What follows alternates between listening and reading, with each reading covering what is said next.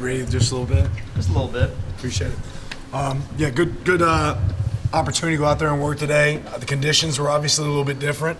I thought we had better ball security overall from an offensive standpoint, but I'd say, defense probably had the day today. That being said, last scrimmage, offense kind of won, so you want to see that some as coaches. There was certainly some adversity out there, and we did some situational work just like we did before.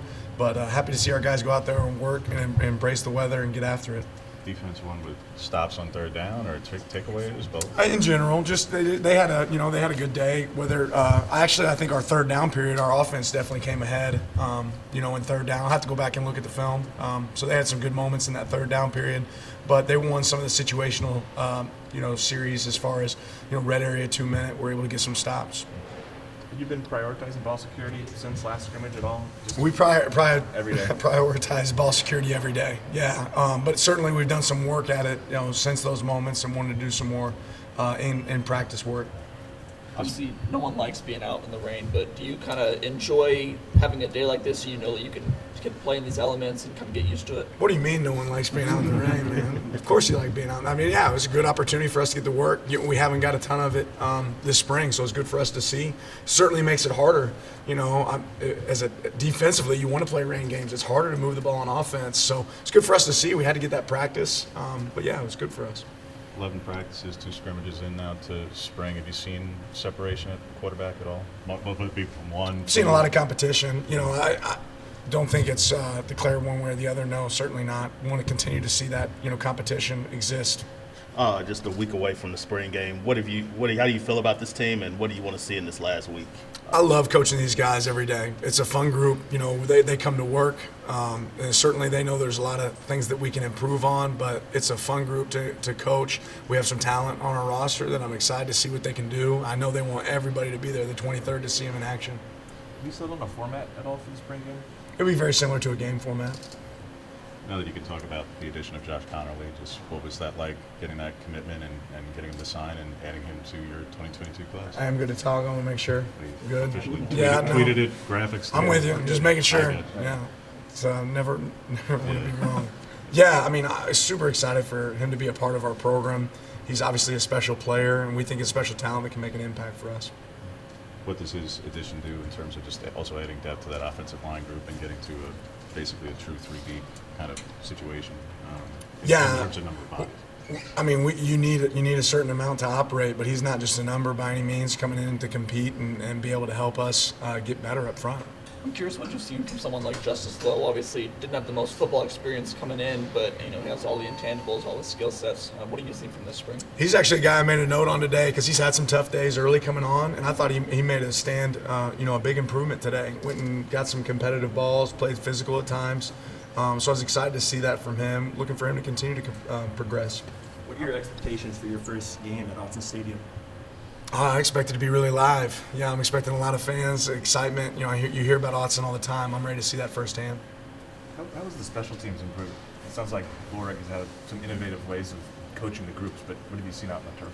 Ultimately, to me, you get what you demand, and we spend a lot of time on special teams. It's the first thing we do every single practice, every single day. We have a lot of meetings on special teams, but beyond meetings, break those down into individual meetings, which a lot of people I don't think do when it comes to special teams play. But we treat it no different than if you're playing tight end or defensive end or wide out. So we put a focus on it. We spend a lot of time on it, and Joe's obviously very detailed. That detailed plans, is working in payoff. So is that similar to how you guys did it at Georgia, or is Joe taking it even a little bit further? Yeah, no, Joe and I are, we see in sync, really close, but it's definitely different approach than we've had at Georgia and other places I've been, which, I love. So earlier in the week that Chris Hudson was a bit limited. Was he able to give it a go today? Yeah, he was able to practice today. We talked to Dante earlier this week, talked about getting into a bigger leadership role. Another one of those young guys in the room that got to play a decent amount last year was Troy Franklin. What have you seen from him this spring and kind of in his game? Yeah, big compete, has done a good job in periods. I think there's been some really explosive plays for Troy, like on inside breaking routes, some slants that he's taken to the next level. He's done a good job with the ball in his hands after it's gotten into his hands. So certainly excited to see that continue to grow for Troy.